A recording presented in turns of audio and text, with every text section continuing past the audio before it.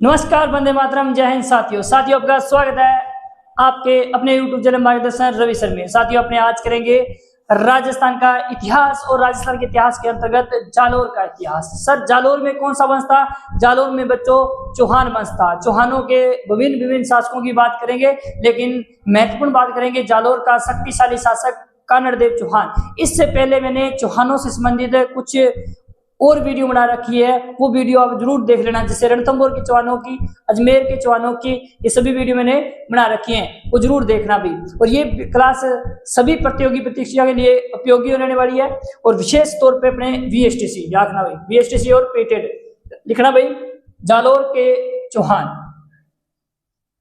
जालोर के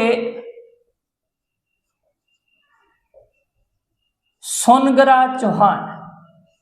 कौन से चौहान? जालोर के सोनगरा चौहान, जालोर के सोनगरा चौहान। बच्चों जालोर के जो चौहान है उन्हें क्या कहते हैं? सोनगरा चौहान कहते हैं। एक एक बातें करेंगे, विशेष बात करेंगे। जालोर के चौहानों को सोनगरा के चौहान कहते हैं, ठीक है। अजमेर के चौहानों को शाकंभरी के चौहान कहते हैं।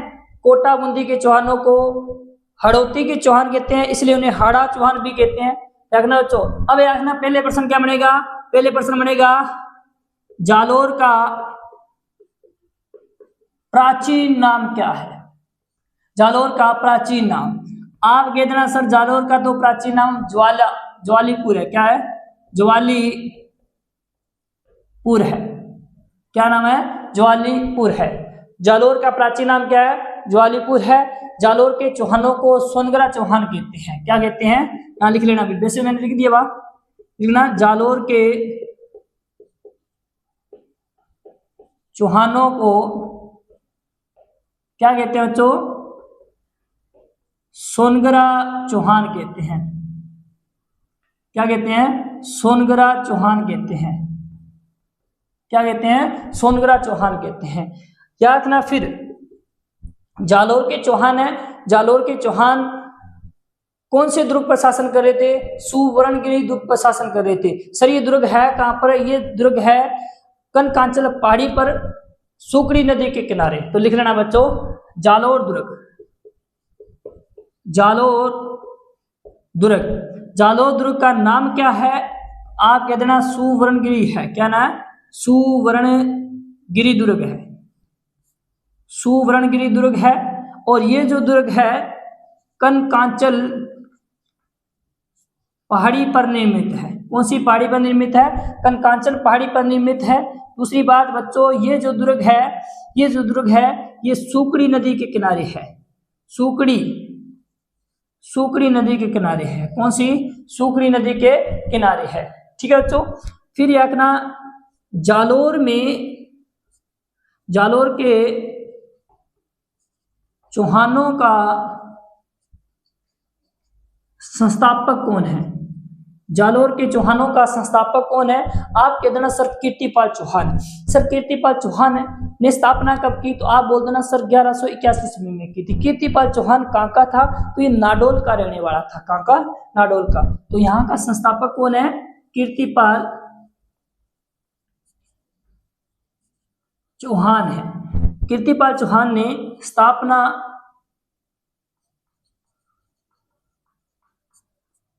1181 ईस्वी में की है। कब की है?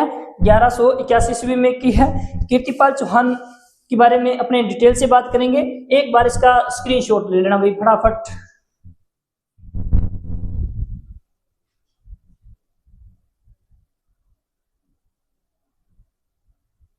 ठीक है विद्यार्थियों, कि जालोर का प्राचीन नाम क्या है? ज्वालीपुर है। जालोर के चौहानों को सोनगरा के चौहान कहते हैं। जालोर दुर्ग का नाम सुवर्णगिरी दुर्ग कहते हैं। ये दुर्ग है कहां पर? कनकांचल की पहाड़ी पर है। किस नदी किनारे है? सुकड़ी नदी किनारे है। जालोर के चौहानों का संस्थापक कौन है? तो कीर्तिपाल चौहान है। कीर्तिपाल चौहान ने स्थापना कब की? तो आप कहते हैं सर 1181 ईस्वी में की। चलिए विद्यार्थियों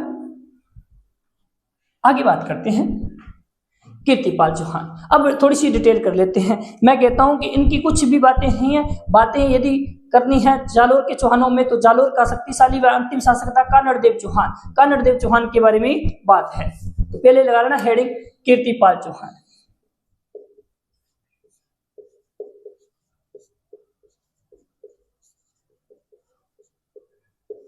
कीर्तिपाल चौहान। कीर्तिपाल चौहान 1181 में स्थापना करता है और 1182 ईस्वी में इनकी मृत्यु हो जाती है। चौहान वंश की स्थापना कब करता है? 1181 ईस्वी में करता है।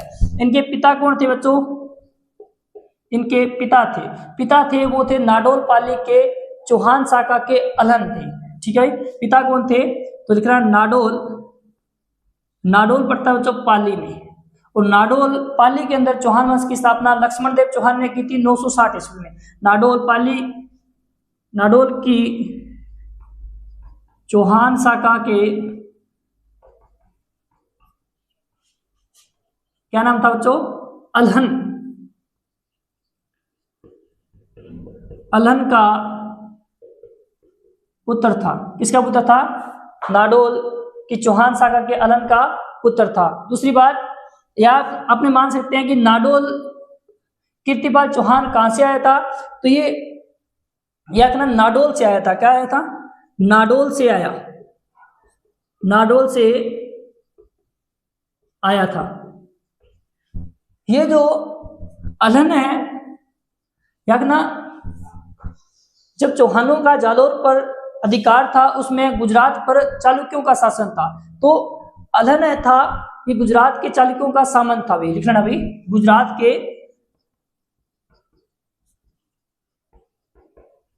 चालुक्यों का सामंत था। कौन बच्चों? अलहन। कौन? अलहन।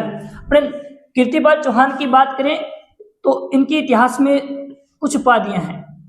बहुत अच्छा शासक था, इसलिए इसे कितु एक महान राजा कहा जाता है। क्या कहा जाता है?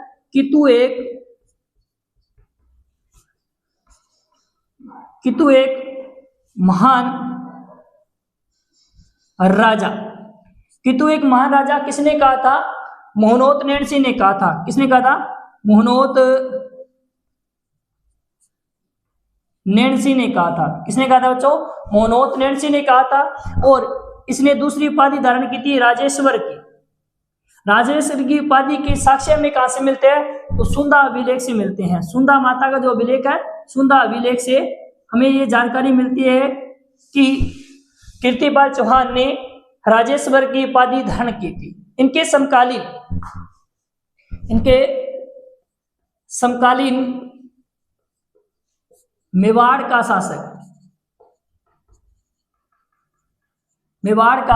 शासक तो याद रखना मेवाड़ का शासक था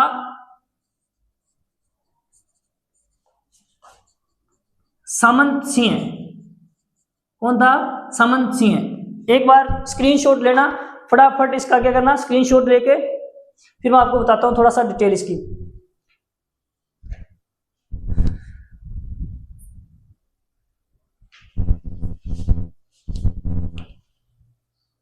ले लिया भाई?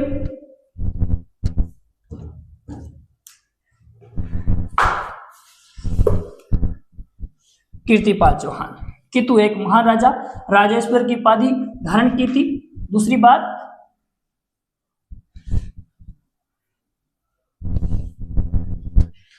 याद रखना। दूसरी बात, अब देखो समकालीन शासक मैं बता देता हूं, इस प्रकार से अपने राजस्थान में आ लेते हैं। राजस्थान में बच्चों ये जो क्षेत्र है ये जालोर कहलाता है, और ये जो क्षेत्र है ये मेवाड़ कहलाता है। यहां बच्चों अजमेर था। क्या था? अजमेर था। अजमेर का शासक पृथ्वीराज थर्ड था। 1177 में शासक मरता और 1192 तक रहता है। ठीक है भाई। मेवाड़ का शासक था सामंत सिंह और जालोर का शासक था कीर्तिपाल चौहान। अब समझने वाली बात है, कीर्तिपाल चौहान और सामंत सिंह के मध्य विवाद क्यों हुआ था? हो सकता है साम्राज्य विस्तार के लिए, लेकिन इसने जो आक्रमण किया था कीर्तिपाल चौहान ने, उसमें किया था 1177 ईस्वी में। कब किया? 1177 ईस्वी में। और 1177 ईस्वी में शासक कौन बन गया?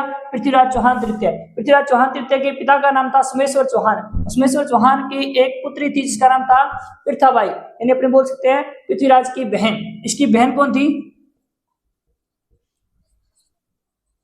पृथ्वीबाई। और इस पृथ्वीबाई की शादी किसके साथ होगी? किसके साथ होगी बच्चों? सामंत सिंह के साथ होगी। पृथ्वीबाई की शादी किसके साथ होगी? सामंत सिंह के साथ होगी।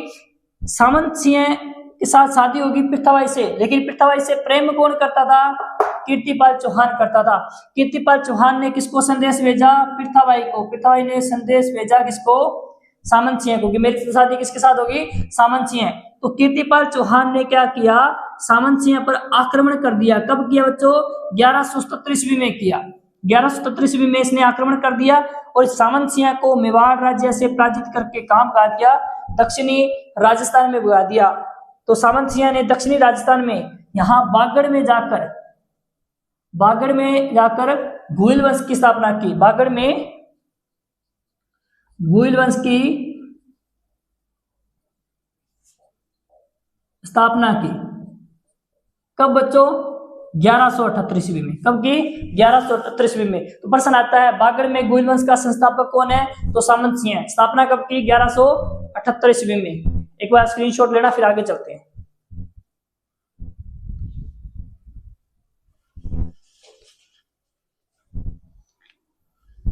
आराम से समझा रहा हूं भाई, कोई दिक्कत वाली बात है नहीं। आगे चलते हैं। इनके बाद में शासक बना था समर सिंह, जो इनका पुत्र था भाई।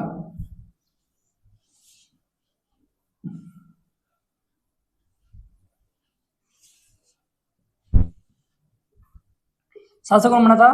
समर सिंह। समर सिंह 1182 ईस्वी में शासक बनता है और 1205 ईस्वी तक रहता है। कब तक रहता है? 1205 ईस्वी तक रहता है। बच्चों याद रखना, इसके समकालीन दिल्ली का शासक दिल्ली पर शासन था मोहम्मद गौरी का, क्योंकि मोहम्मद गौरी ने पृथ्वीराज चौहान तृतीय को हराकर दिल्ली पर अधिकार कर लिया। ठीक है। इस समर सिंह की पुत्री थी, उसका नाम था लीला देवी। क्या नाम था? लीला देवी। सामंत सिंह के समकालीन जो गुजरात का शासक था, चालुक्य शासक, उसका नाम था भीमदेव सेकिन। भीमदेव सेकिन ने आक्रमण किया किस पे? समर सिंह पर। तो समर सिंह ने उसके साथ क्या कर ली? संधि कर ली। संधि के तहत लीला देवी की शादी किसके साथ कर दी? चालुक्य शासक भीमदेव सेकिन के साथ कर दी। किसके साथ कर दी बच्चों? चालुक्य शासक भीमदेव सेकिन के साथ कर दी। इतनी बात है। आगे बात करते हैं।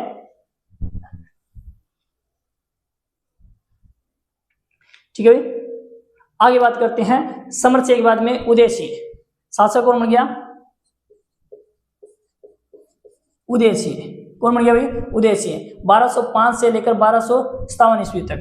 कब तक? 1205 से लेकर 1257 ईस्वी तक शासक कौन बन गया? उदय सिंह बन गया। उदय सिंह के बारे में थोड़ी सी बातें हैं कि उदय सिंह पहला शासक हुआ था जालोर का, जिसने जालोर राज्य का विस्तार किया। दूसरी बात, इसके समकालीन राजा भी हुए थे, वो भी कर लेते हैं। तो पहली बात करना, जालोर राज्य का विस्तार किसके समय हुआ? इनके समय हुआ। जालोर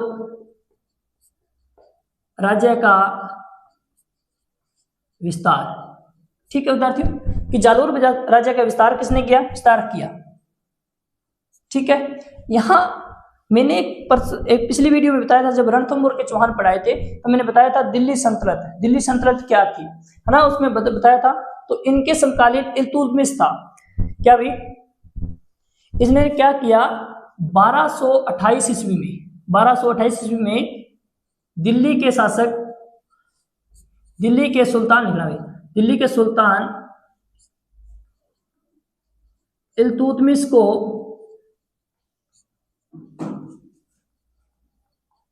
पराजित किया।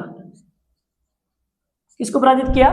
दिल्ली के सुल्तान इल्तुतमिश को पराजित किया। फिर एक शक्तिशाली राजा था 1254 ईस्वी में नासिरुद्दीन महमूद को भी इन्होंने पराजित कर दिया। कब भी? 1254 ईस्वी में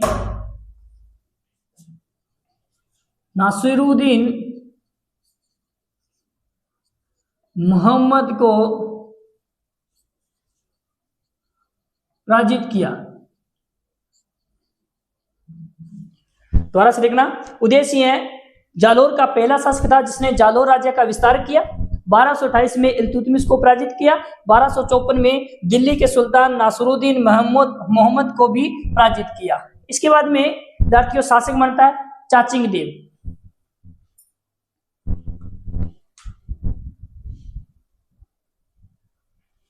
कौन बनता है बच्चों? चाचिंग देव।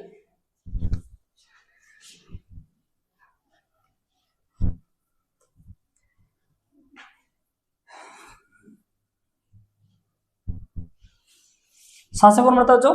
चाचिंग देव। 4 नंबर याद रखना, चाचिंग देव। और चाचिंग देव 1257 से लेकर 1282 ईस्वी तक रहता है। चाचिंग देव चौहानों का या जालोर के चौहानों का प्रथम शासक था जिसने महाराजा धीराज की उपाधि धारण की। किसकी भी? उपाधि किसकी भी? महाराजा धीराज की। महाराजा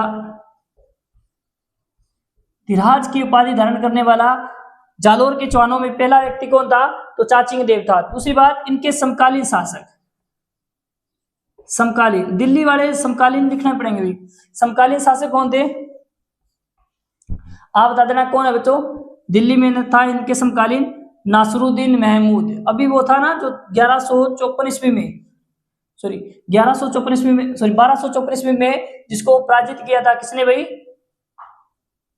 उदयसिंह ने। नासिरुद्दीन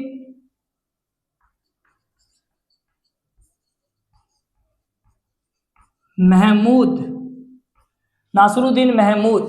ठीक है बच्चों, तो चाचिंग देव के बारे में इतनी बातें हैं कि महाराजा धीराज इन्होंने उपाधि धारण की थी, महाराजा धीराज की। और समकालीन शासक कौन था इसका दिल्ली का? नासिरुद्दीन महमूद थी। बाद में बात करते अपने आगे शासक था सामंत सिंह।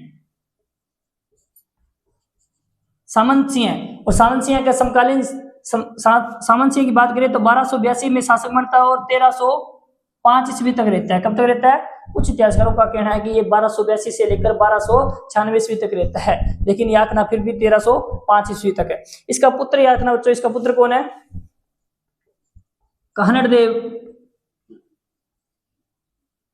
कानड़देव चौहान। कौन है बच्चों? कानड़देव चौहान है। ठीक है बच्चों, इस पर 1291 ईस्वी में दिल्ली का सुल्तान था जलालुद्दीन खिलजी। कौन था? जेके मतलब जलालुद्दीन खिलजी। जलालुद्दीन खिलजी ने